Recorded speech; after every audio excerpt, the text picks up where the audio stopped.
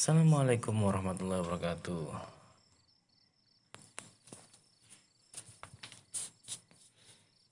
Friendku semua dimanapun kalian berada, selamat berjumpa lagi dengan saya Ceki di kisah horor.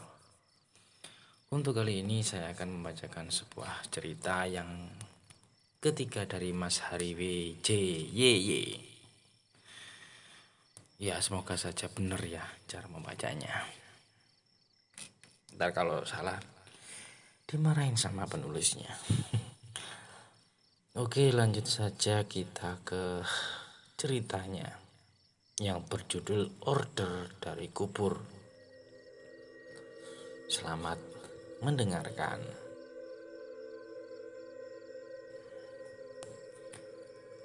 Malam yang terasa sejuk.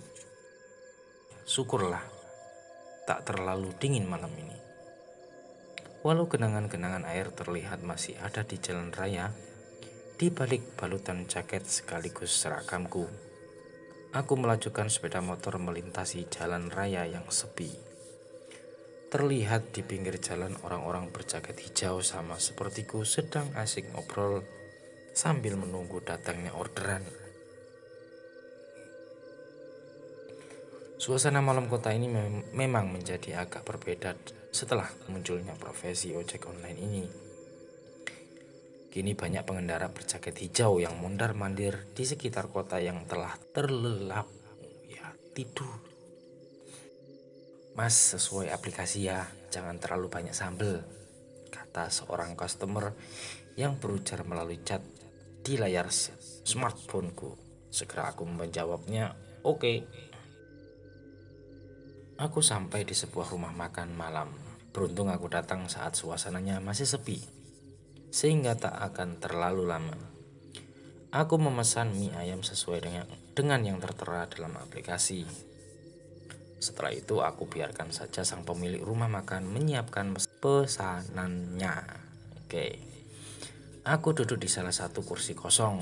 Ya, memang kosong semua sih. Sambil menunggu aku membuka beberapa aplikasi sosial media dan mengupdate informasi di sana. Sesekali angin bertiup begitu dingin, tapi aku masih terlindungi oleh jaket dan sarung tanganku. Silahkan Pak, kata seorang pelayan saat mengantarkan pesananku yang sudah siap. Aku lekas membayar sesuai harga kepada pelayan itu. Makasih bang, kataku kemudian kembali ke motor, memakai helm, kemudian melaju pergi. Sesuai lokasi ya mbak, kataku kepada customer melalui chat. Aku melajukan motor dengan sesegera mungkin, menembus dinginnya malam ini. Melewati jalan raya sebelum akhirnya sampai di jalan kampung yang tak terlalu besar, tapi cukup untuk mobil dua arah. Aku terus saja mengendarai motor mengikuti petunjuk di aplikasi, memasuki gang-gang sempit dan pemukiman warga yang lumayan padat, hingga petunjuk-petunjuk itu membawaku ke sebuah rumah. Aku berhenti dan berjalan ke arah pintu rumah setelah alamatnya sudah kupastikan benar. Assalamualaikum, ucapku sambil mengetuk pintu perlahan. Rumah itu terlihat gelap. Tampaknya beberapa dari mereka sudah terlelap. Tak lama kemudian seseorang menyalakan lampu dan menjawab ucapan salamku. Pintu dibuka dan terlihat seorang pria tua berusia sekitar 60 tahun menatapku dengan wajah aneh. Aku pun merasa bingung juga dengan tatapan itu. Pasti mie ayam, tanya bapak itu. Iya pak, atas nama Irma Setianingrum, kata bapak itu yang mendahuluiku berbicara. Iya benar pak, ucapku yang agak canggung. Bapak itu mempersilahkanku duduk di beranda rumah yang sudah tersedia kursi. Aku duduk sambil menunggu bapak itu kembali, sedangkan pesanannya sudah beliau bawa masuk ke dalam. Halaman rumah ini cukup luas, ada juga tenda yang terpasang dan beberapa bangku plastik yang tertumpuk rapi. Nampaknya rumah ini baru saja menggelar semacam acara atau hajatan. Dari dalam rumah aku mendengar suara bapak itu yang sedang berbicara. Tapi aku tak tahu apa yang mereka bicarakan.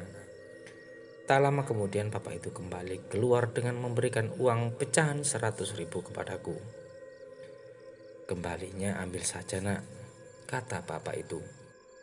Kok gitu pak? Tanyaku. Sebagai tanda terima kasih karena kamu masih mau mengantar pesanan anak saya di malam yang sudah larut ini. Salut saya dengan anak muda seperti kamu. Maaf ya, anak saya satu-satunya itu suka iseng, kata bapak itu. Ucapannya memang memujiku, tapi ekspresinya aneh. Wajahnya begitu datar dan tak ada senyum. Setelah beberapa kali kutolak, bapak itu terus memaksa dengan alasan mengantuk dan ingin segera beristirahat. Bapak itu menyuruhku segera pergi dan membawa uang itu. Akhirnya kau tahu sendiri, aku pergi membawa uang itu. Lumayan, rezeki di tengah malam yang tak disangka. Aku kembali ke motorku dan setelah pamit dengan bapak itu, aku segera mengendarai motor meninggalkan rumah itu. Setelah beberapa meter dari rumah itu dan hendak memasuki gang, aku berhenti dan melihat sebuah bendera kuning dengan nama Irma Setianingrum. Baru saja meninggal hari ini. Nama itu jelas adalah nama yang ada di aplikasiku. Posisi rumahnya juga cuma beberapa meter dari bendera kuning ini. Aku bingung dan menoleh ke arah rumah tadi. Terlihat bapak itu masih berdiri di depan rumahnya dan menatapku dari kejauhan. Dan terlihat bapak itu menggerakkan tangannya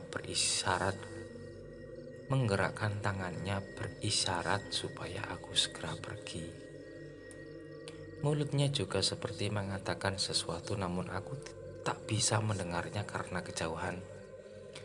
Hanya satu yang aku pahami, bapak itu hendak menyuruhku agar segera pergi dari sini secepatnya. Waduh.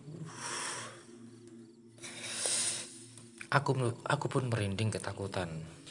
Bapak itu memakai sandal dan hendak berjalan menghampiriku. Tapi orang tua itu jalannya terlalu lambat. Tiba-tiba layar smartphoneku bergerak sendiri. Sebuah video call masuk dari nomor Irma Setianingrum. Aku tak mau mengangkat video call itu. Ditelepon pula. Akan tetapi smartphoneku menerima video call itu dengan sendirinya. Waduh, seperti dikendalikan seseorang. Dan di layar smartphone itu terlihat wajah Irma Setianingrum dengan wajah pucat, lubang hidung ditutup kapas, serta berbalut kain kafan menatapku dan berkata, "Aku kasih bintang 5 ya mas." Anjrit. Wow. Ya itu dah ceritanya gitu ya. Setan ngasih rating. Baiklah, kita lanjutkan lagi cerita dari Mas Hari WJYY. Setelah order dari kubur, sekarang kita akan menyimak cerita mistis yang berjudul Malam Terindah. Selamat mendengarkan.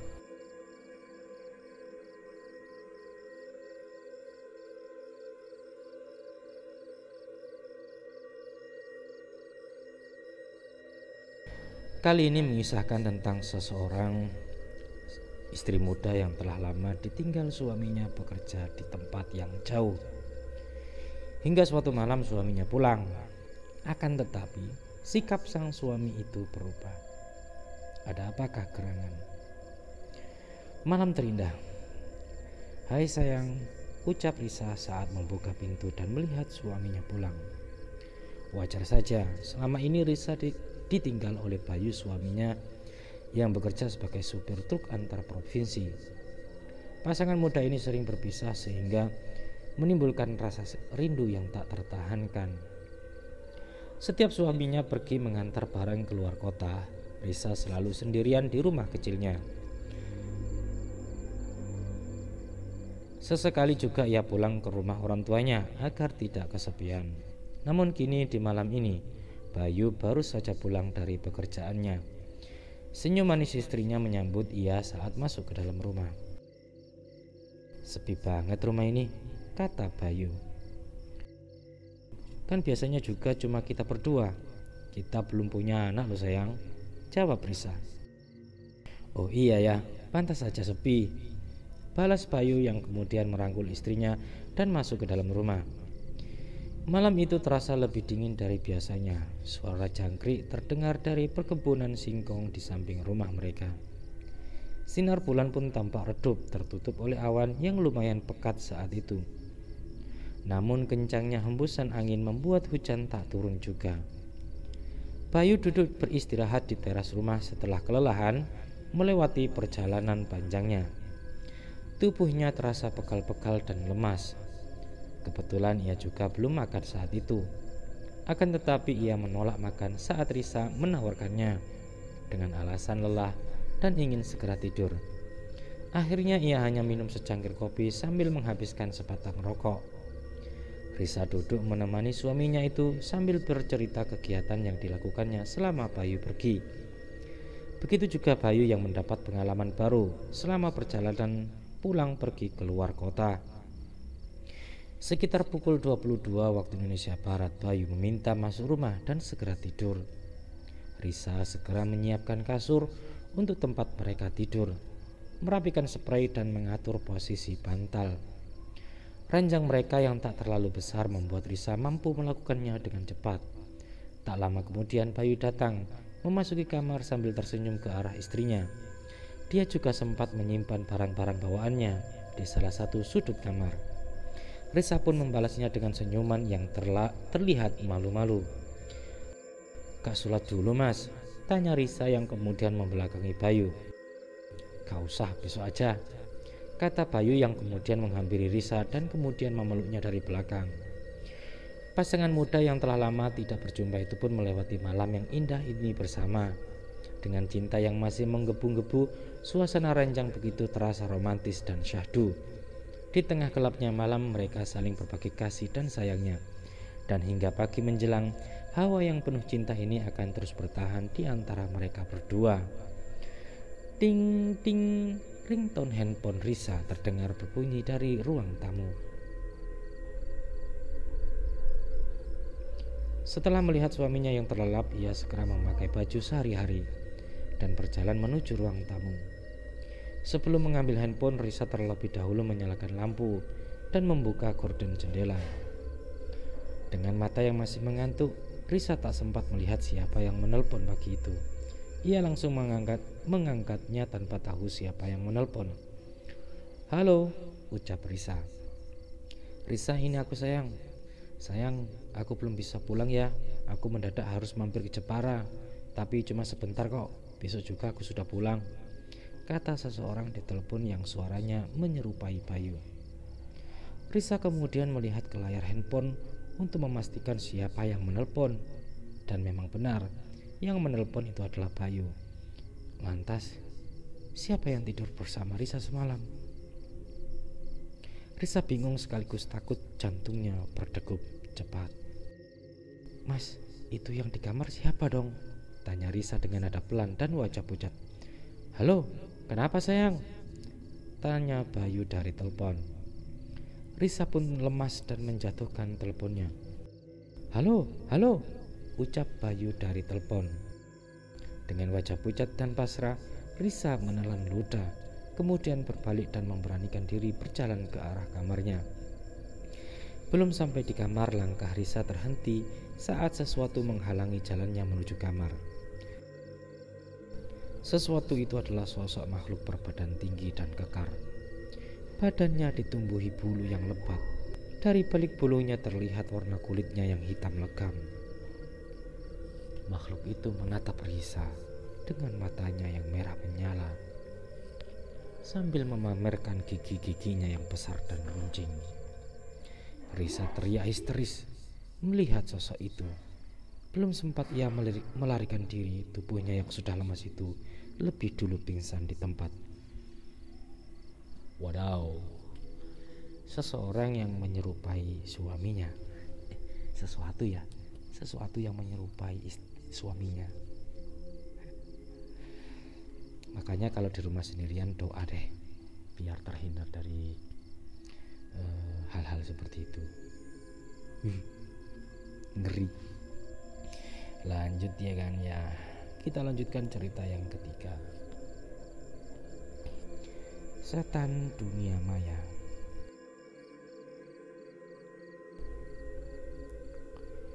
Senja itu aku menatap langit dengan penuh kerinduan. Kerinduan akan keluarga yang telah aku tinggalkan. Aku terlibat pertengkaran dengan orang tua yang membesarkanku sejak kecil. Membuatku pergi dan hidup seorang diri di kamar kos yang sederhana ini. Kamar kos yang baru beberapa hari aku tempati ini. Semua kebahagiaan dan hal yang indah yang aku miliki sejak dulu hilang begitu saja.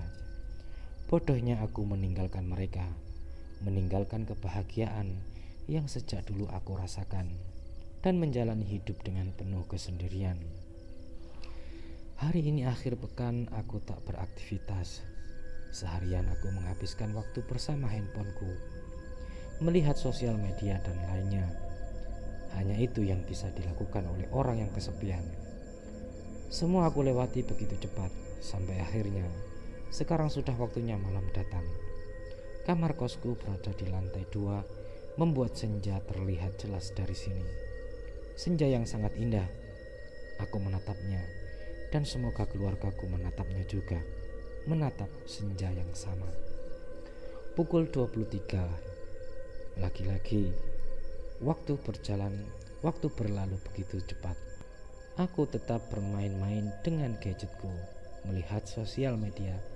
Di tengah kesunyian dan heningnya kamar kosku, sesekali aku berkomentar di beberapa postingan. Aku berkomentar laksana seseorang yang benar dan bijak. Padahal dalam kehidupan yang sebenarnya, aku hanyalah seorang pecundang yang membenci diri sendiri. Seseorang yang gagal karena keegoisannya sendiri. Dan dengan bodohnya aku menasihati mereka. Saat aku sedang asik dengan kegiatanku, tiba-tiba dering gadgetku berbunyi dan memecah keheningan malam di kosku ini. Ada sebuah pesan masuk. Pesan itu dari seseorang yang tidak aku kenal. Ia begitu ramah dan baik. Dia seorang perempuan sama seperti aku. Walau awalnya aku terganggu, perlahan orang ini bisa memahami semua obrolanku. Aku merasa cocok berbicara dengan orang ini. Aku mengajaknya berkenalan, namun ia tak menyebutkan namanya. Menurutnya tak penting mengetahui nama, yang terpenting kita bisa akrab terlebih dahulu. Aku mencoba menuruti dan mengikuti cara berbincangnya.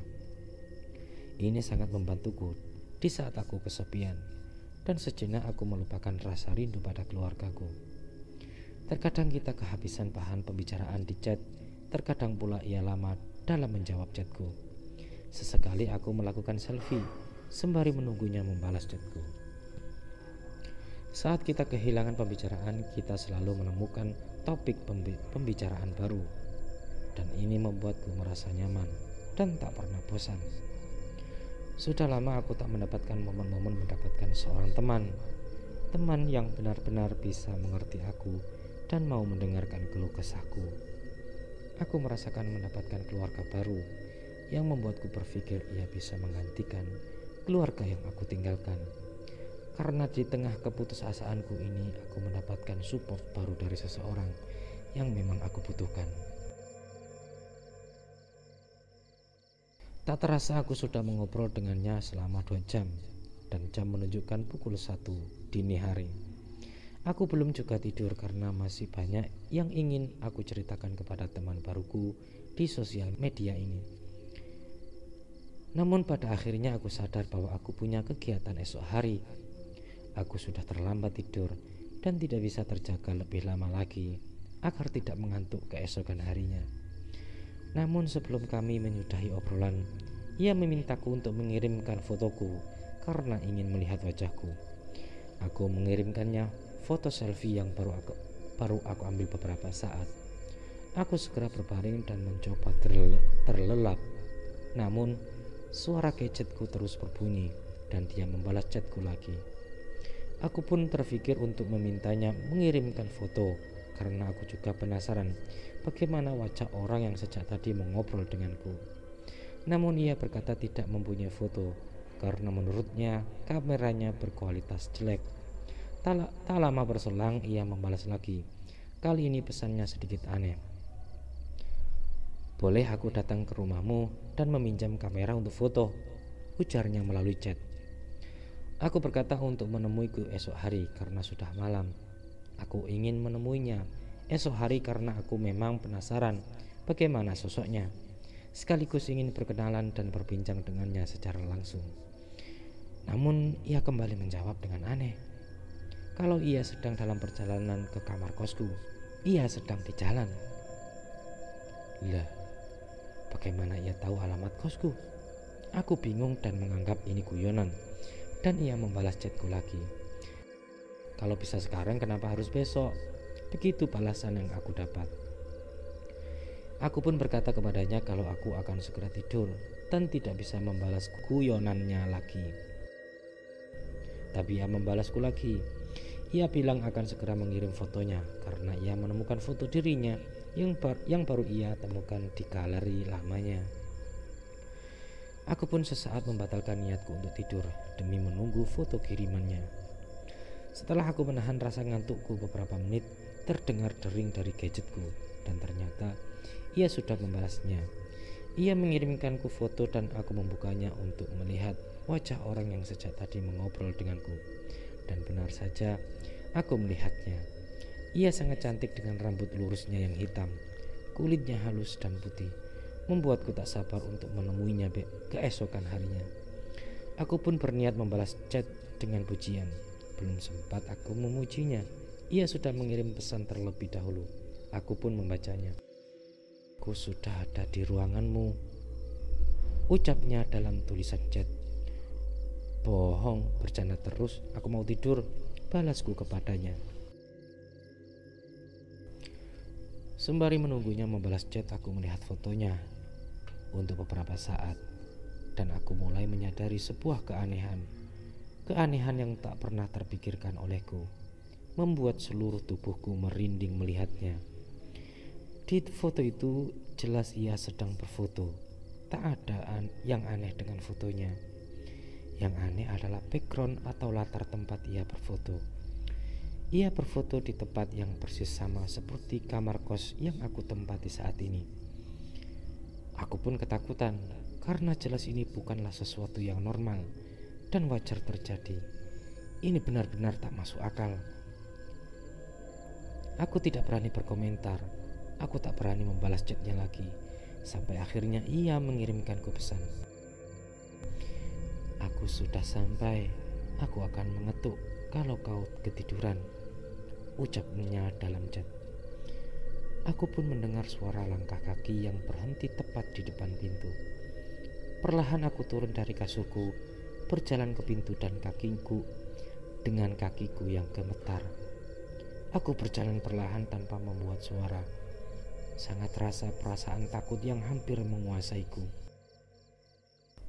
Aku membungkuk dan mengintip dari lubang kunci pintu. Dan benar, di sana aku melihat seorang gadis menggunakan gaun putih. Namun aku tak melihat wajahnya. Yang aku lihat hanya sebatas bajunya saja.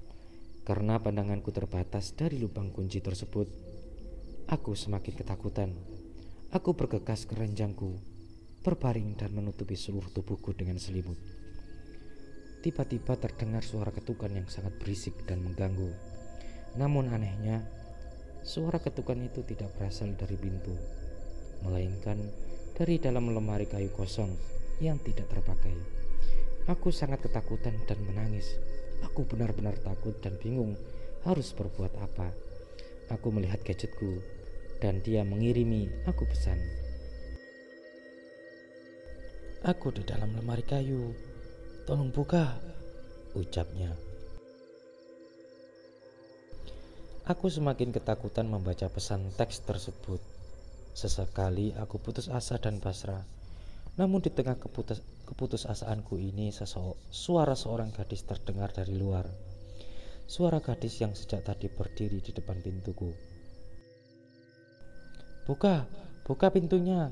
Aku akan menyelamatkanmu," teriaknya dari luar pintu. Aku telah berpikir buruk tentang seseorang di luar sana. Ternyata gadis tersebut tidak berniat jahat.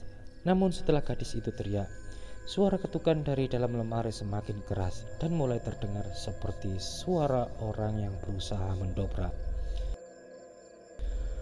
"Buka pintunya, kumohon, atau kau tak akan selamat," teriak gadis itu dari luar sana. Namun gadgetku kembali berdering dan dia mengirimkan pesan lagi. Dia yang berada di lemari kayu misterius di kamarku ini. "Jangan buka, kumohon, jangan buka pintunya, jangan buka pintu," ucapnya dalam chat. Aku berniat membuka pintu dan kabur bersama gadis di luar sana. Namun tubuhku bergetar hebat. Keringat dingin mengucur deras. Aku sangat ketakutan. Aku melihat lemari kayu tersebut berjalan dengan sendirinya ke arahku. Sementara gadis di luar sana berusaha mendobrak pintu kosku. Aku mundur perlahan karena ketakutan. Namun lemari itu terus saja bergerak dengan sendirinya ke arahku. Aku kehabisan akal saat aku sampai di ujung ruangan. Aku menangis ketakutan dan meminta tolong. Aku pun kehilangan akalku. Lemari itu terus bergerak mendekat. Aku akan melakukan apapun agar bisa lari dari tempat ini. Aku pun membuka jendela dan memberanikan diri untuk lompat dari lantai 2. Tak ada waktu lagi. Lemari itu sudah di depanku. Entah apa yang akan terjadi kalau aku terlalu lama berpikir. Maka aku pun langsung nekat melompat dari kamar kosku yang ada di lantai 2. Sesaat sebelum aku jatuh, gadis itu berhasil mendobrak pintu dan masuk ke kamarku. Namun anehnya, ia membawa sebuah pisau dapur yang tajam. Aku pun menghiraukannya. Tubuhku terjun bebas ke bawah. Tak terlalu tinggi, namun aku serasa terbanting dengan keras ke tanah. Kepala dan kakiku sakit. Para orang-orang di sekitar lari ke arahku dan menyelamatkanku. Aku melihat orang-orang yang datang mengerumuniku. Pandanganku kabur dan aku melihat di jendela kamar kosku. Gadis itu berhasil masuk ke kamar kosku. Ia menatapku dari jendela kamar dengan wajah marah sambil menggenggam pisau dapur. Lagi-lagi aku menghiraukannya dan aku pingsan saat ditolong warga sekitar. Keesokan paginya aku dirawat di UGD. Kakiku terkilir dan kepalaku luka. Aku juga mendapat kabar yang sangat membuatku syok dan trauma. Sangat mengerikan mendengar kabar ini. Gadis yang berusaha masuk ke kamarku telah